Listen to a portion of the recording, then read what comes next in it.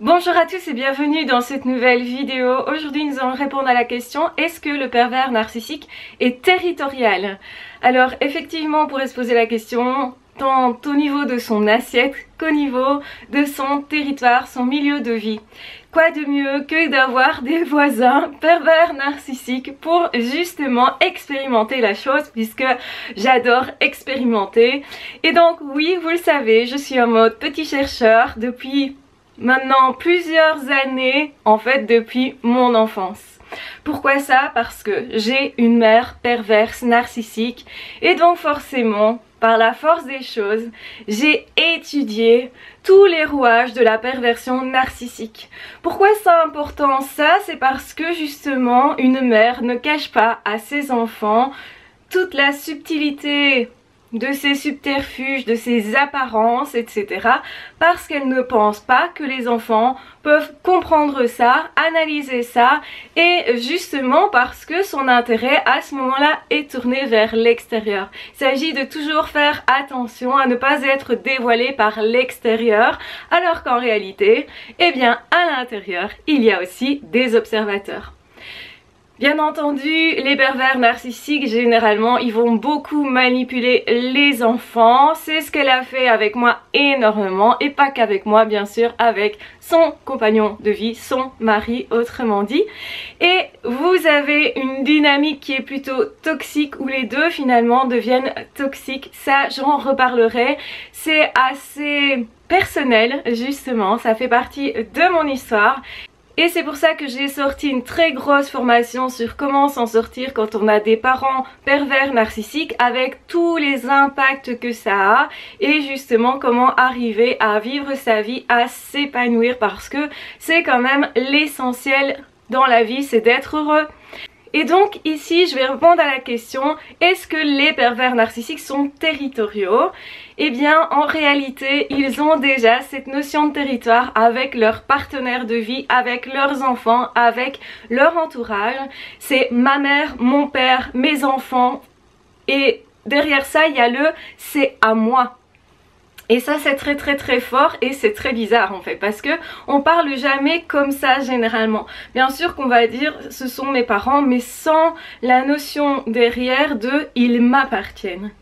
Donc quand une personne estime que l'autre lui appartient et qu'il est utilisable, eh bien le lien est corrompu, il n'y a pas de réelle relation, il n'y a pas de réel respect.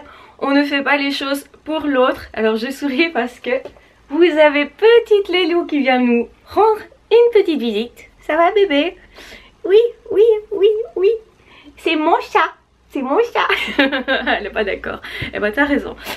Donc en fait, oui, on s'appartient d'abord à nous-mêmes, et en réalité les pervers narcissiques ils estiment que les autres sont toujours redevables. C'est pourquoi en fait on peut en déduire que c'est parce qu'ils estiment que les autres d'office doivent leur apporter quelque chose, sont d'office du coup utilisables, et ne peuvent pas être heureux par eux-mêmes, avoir des propres besoins. Vous l'avez compris, ils ne respectent pas la personnalité de chacun, ils ne lisent les choses qu'à travers eux, d'où le côté narcissique. C'est pour ça qu'on parle de pervers, donc perversion du lien, et narcissique, le côté narcissique, c'est moi d'abord, c'est moi qui compte, et les autres finalement ils ne savent pas vraiment se mettre à la place des autres. Ils n'ont pas une réelle empathie, ils ne font que semblant. Donc il n'y a pas vraiment cette envie d'aider l'autre, cette envie, si vous voulez, d'aimer l'autre même. Et donc oui, ils sont très territoriaux au niveau des relations. Et tout ça pervertit le lien. C'est pour ça que je dis tout le temps que ce ne sont pas de réelles relations. Par contre, effectivement, quand on parle de nourriture, etc., ils pourraient partager, mais c'est plutôt pour vous rendre redevable de quelque chose. Généralement, quand vous n'avez pas d'intérêt à leurs yeux, ils ne partagent pas, ils protègent leur territoire, et c'est leur territoire. Ils se comportent même un peu comme des animaux entre voisins. C'est chez moi, là c'est chez toi, et surtout ils comparent beaucoup les richesses. Est-ce que tu as une maison plus grande que la mienne, plus belle que la mienne, etc. Tout est au niveau des apparences, et ça va être aussi au niveau des relations. Moi je connais plus de monde que toi, t'as vu, moi je m'amuse pas toi, moi je suis entourée, toi tu es seule par exemple, et ils adorent les personnes seules parce qu'ils sont davantage attaquables. Donc oui, il y a vraiment une notion de territoire, un peu comme un animal, où j'irai envahir le territoire de l'autre. Et ça, on voit ça avec des voisins pervers narcissiques. Ils se permettent des choses que d'autres personnes ne s'autoriseraient pas, à savoir se garer sur votre place de parking, venir dans votre jardin, venir s'introduire dans votre maison. Ils ont vraiment un problème de territoire dans le sens où ils vont envahir les gens. On en avait parlé aussi au niveau relationnel. Par exemple, ils vont venir très vite s'installer chez vous, changer la décoration chez vous, venir aussi essayer de vous donner d'autres manières de vivre, alors qu'en fait, c'est pas légitime. Vous avez aussi votre personnalité, vos besoins, et vous avez tout à fait le droit de choisir. Il vous enlève ce choix en fait, il vous empêche de choisir les choses, il vous empêche d'être aussi dans l'action. Le but, c'est de vous faire faire ce qu'ils veulent et de vous enlever surtout toutes vos possibilités d'expression de vous. Donc en fait, ils vont faire en sorte que vous deveniez vraiment un objet, c'est-à-dire que vous vous conformiez à ce qu'ils veulent. Donc ils attendent vraiment le conformisme de la part de l'entourage aussi, parce qu'en fait la manipulation elle n'est possible qu'à partir du moment où tout le monde fait semblant de ne pas voir. Et souvent on voit ça dans les familles justement des pervers narcissiques. Les autres font semblant de ne pas avoir vu quoi que ce soit, de ne pas avoir vu la violence, et donc la violence elle est niée, parce que c'est très violent qu'on nie votre personnalité, qu'on vous empêche de vous exprimer, qu'on vous dise soi-disant ce que vous pensez ou pas, alors que c'est pas du tout ce qui se passe. On interprète pour vous soi-disant ce que vous devriez être ou faire. Et c'est là que ça devient très violent aussi. Il peut y avoir de la violence physique. Ce n'est pas rare du tout d'avoir un parent qui bat ses enfants. Dans tous les cas, ce seront des parents qui n'aiment pas leurs enfants, qui ne leur connaissent pas une existence propre, qui ne font rien pour que l'enfant développe son autonomie. C'est plutôt l'inverse. Il y aura des humiliations qui vont être répétées, des remarques répétées. Et il y a aussi la notion de « tu habites chez moi, donc tu m'appartiens ». Et ça peut être le cas dans un couple par exemple. C'est l'homme pervers narcissique qui va dire à sa femme, puisque c'est moi qui paye la maison, tu vis chez moi, donc ce sont mes règles et donc tu dois t'y conformer. Et l'objectif c'est toujours de faire faire à l'autre ce que le pervers narcissique veut, le ou la toujours. Parce que c'est aussi violent que ça soit un homme ou que ça soit une femme. Je dirais même quand c'est une femme c'est plus violent quand c'est une mère, parce que l'enfant généralement il s'en réfère d'abord à la première personne qu'il connaît, c'est-à-dire sa mère. Et c'est pour ça que l'enfant qui a vécu ça risque vraiment d'avoir des relations lui-même perverties. Alors perverties pas comme le pervers narcissique, donc ils reconnaissent généralement les autres. On rappelle qu'un enfant peut aussi devenir pervers narcissique du fait d'avoir des ancêtres pervers narcissiques. On en retrouve toujours autour. Il y a toujours quelque chose dans cette famille qui dysfonctionne. Il y a peut-être justement des secrets de famille cachés. Quand je dis peut-être, c'est souvent le cas. Donc bien sûr que les pervers narcissiques sont super territoriaux et ils vont cacher ce qui les dérange, ce qui ne les arrange pas autrement dit. Donc s'il y a quelqu'un qui a un peu plus de caractère ou un enfant qui se rebelle, eh bien on va le rejeter de la famille comme s'il n'existait pas. C'est toujours faire comme si l'autre n'existait pas. Ce voisin-là, il n'existe pas. Je prends son territoire, je l'envahis, je lui donne et lui prête des mauvaises intentions. Je vais faire en sorte aussi qu'il n'ait pas en fait d'avantage à être avec les autres. Je vais justement aller jusqu'à l'empêcher de s'exprimer et d'être. Et on peut faire ça justement en visant les relations de la personne. Essayez par tous les moyens de faire en sorte, par exemple, si votre voisin est pervers narcissique, il va peut-être faire ça, c'est-à-dire essayez de faire en sorte de mettre mal à l'aise vos amis, votre famille, toutes les personnes qui viennent vous voir pour que justement vous les voyez plutôt à l'extérieur parce que vous allez être gêné. Et aussi, eux, ils pourraient tout à fait passer un mauvais moment quand ils sont chez vous à cause de ces voisins-là. Donc ça, c'est quelque chose qui est assez courant et c'est bien la preuve qu'ils sont territoriaux. En fait, ils considèrent que tout est à eux et c'est ça le problème, c'est qu'ils n'ont pas de limite. Ils savent très bien qu'ils envahissent les autres, mais ils considèrent, comme ils sont narcissiques, que c'est normal, que ça leur revient de plein droit. Ils considèrent en fait que le territoire des autres n'est pas aux autres. Exactement comme leurs besoins ne seraient pas à eux, comme leur personnalité ne serait pas à eux, comme leur histoire ne serait pas à eux. Parce qu'ils vont aussi phagocyter l'histoire de l'autre.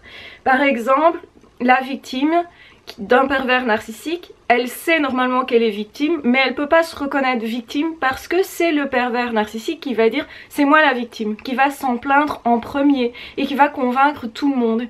Et c'est ça la particularité de ce profil-là, c'est que généralement on vous ôte ce qui est à vous. Donc est-ce que les pervers narcissiques sont territoriaux? Ils sont super territoriaux. Il y a même un gros problème à ce niveau-là. Et au niveau des repas, ça peut être prendre beaucoup de nourriture pour eux, pour vous empêcher en fait d'avoir assez pour vous. Ça peut être aussi manger la part des enfants. Ça c'est quelque chose qu'on m'a déjà raconté aussi. Donc ils vont se servir pour que vous ne puissiez plus nourrir vos enfants par exemple, de façon à ce qu'il y ait plus qu'il faut dans le frigo par exemple. Ça peut être aussi envahir énormément les parents. On n'y pense pas assez, mais les pervers narcissiques vont aussi aller impacter leurs parents.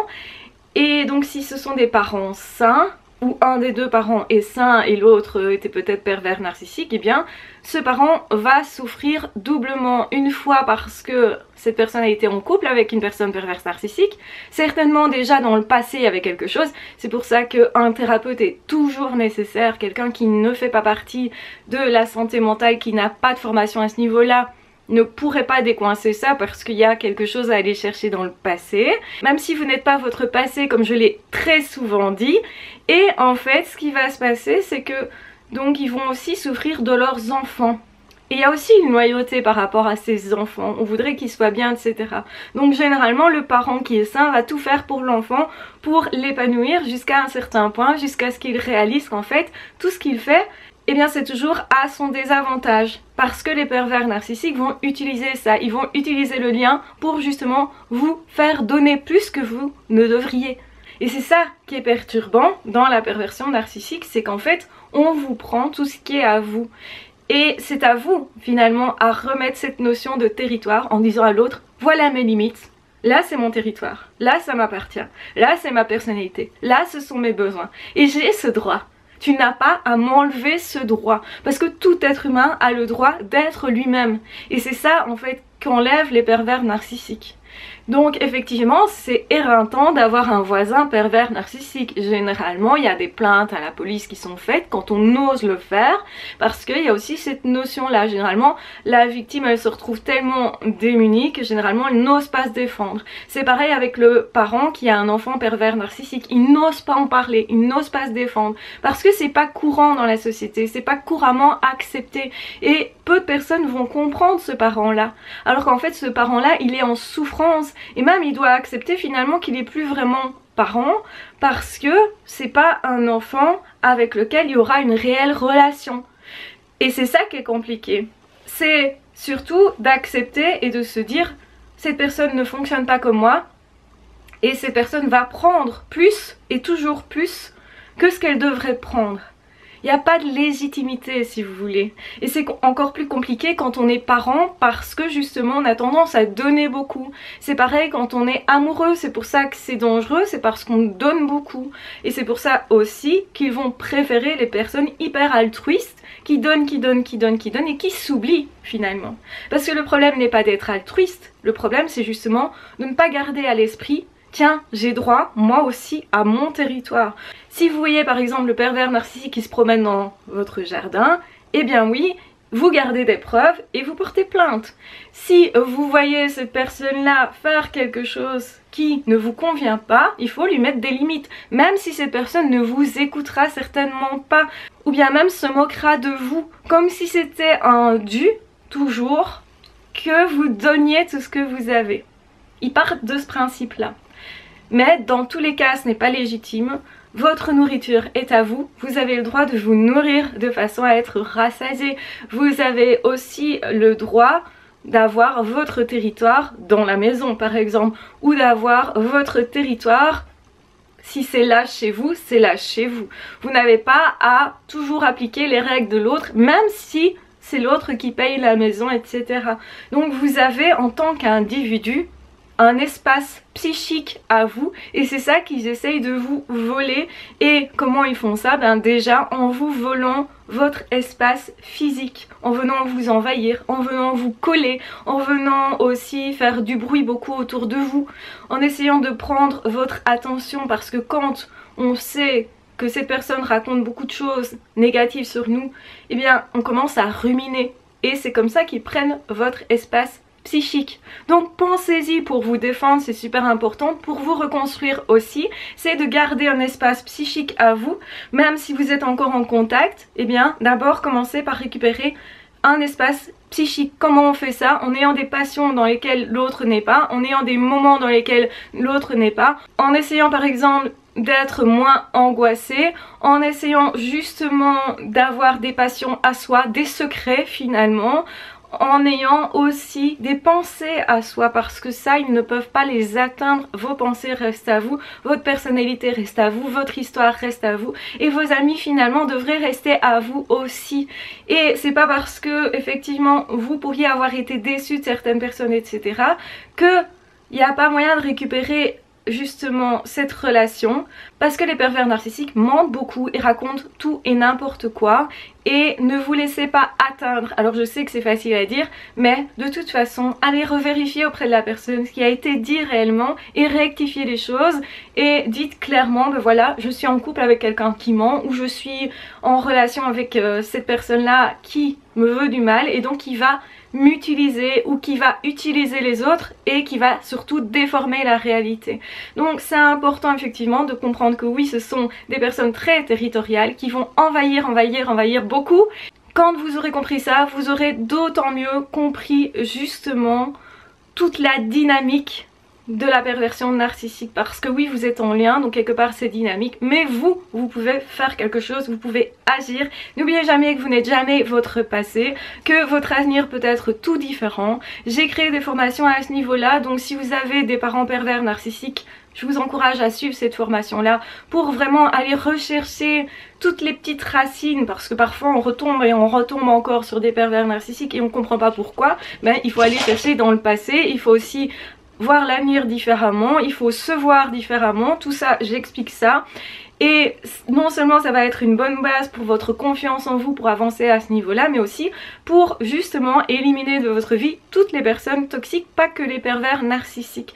Donc ça va vous aider aussi à réussir, que ce soit professionnellement, dans votre vie sentimentale, relationnelle, au niveau amical, parce que bien sûr que avoir eu des relations qui dysfonctionnaient, eh bien ça a des impacts pour le présent, pour l'avenir, et ça en a eu sur le passé. Tout ça, c'est pas simple de voir vraiment toute la dynamique, mais moi je l'ai vécu et donc je peux effectivement vous amener à vous épanouir, parce que, et oui, c'est possible, j'en suis un exemple.